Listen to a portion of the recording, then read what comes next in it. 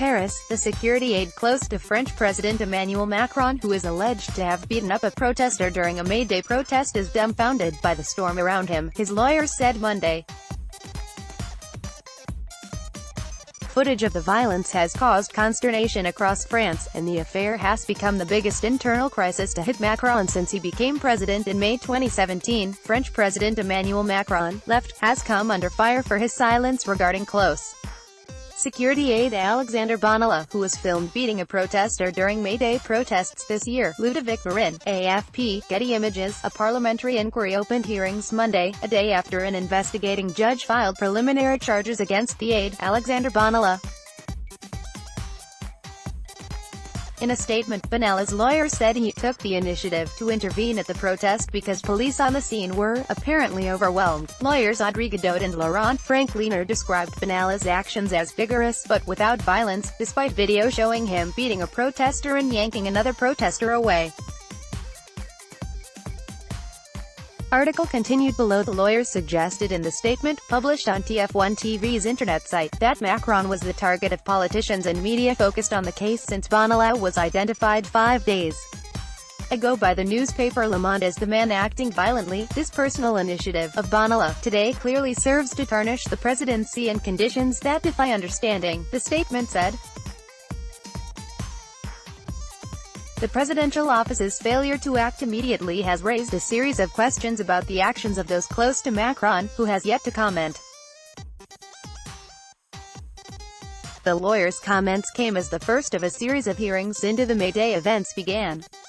The Parliamentary Commission was hastily set up to try to find out why it took 2.5 months to open a judicial probe into Bonilla's actions. On Sunday, Bonilla and 4 others, including 3 ranking police officers, were informed of charges against them regarding their alleged roles during the protest that turned particularly violent, with shops and cars damaged. Though the Élysée Palace knew about what Bonilla had done while embedded with police as an observer, the aide was able to keep his job. The Élysée changed tack last week and said it was firing Bonilla. But that development only came about after Le Monde identified the aide in a video of the incident published.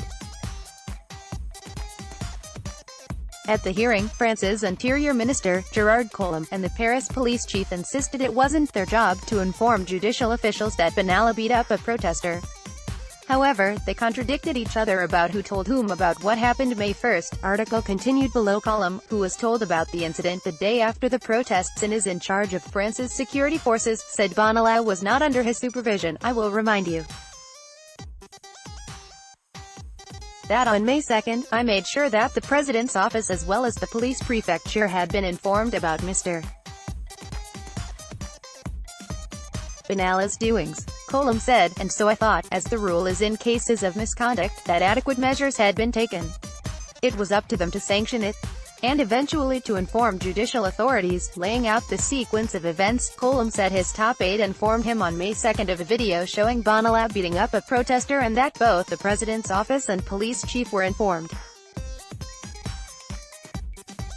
The minister said he was advised of the sanctions later that day. Bonilla's subsequent 2-week suspension and his reassignment to a desk job have been roundly viewed as inadequate.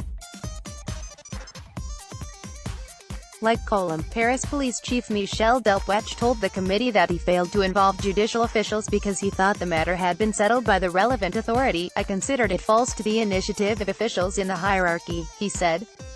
The police chief denounced what he called unhealthy cronyism to explain Bonilla's apparent sway within France's security apparatus. Bonilla, he said, was a known quantity, although he conceded he did not personally know him. However, both the Interior Minister and the police chief said Bonilla was among some 40 people present in the command room on the night of May 1st watching video screens of the police cleanup operation of the protests. Numerous lawmakers have implored Macron to come forward with explanations about why sufficient action was not taken in May against Bonilla. This silence cannot last, Conservative lawmaker Valérie Boyer said Monday after hours of hearings, which were set to continue into the night.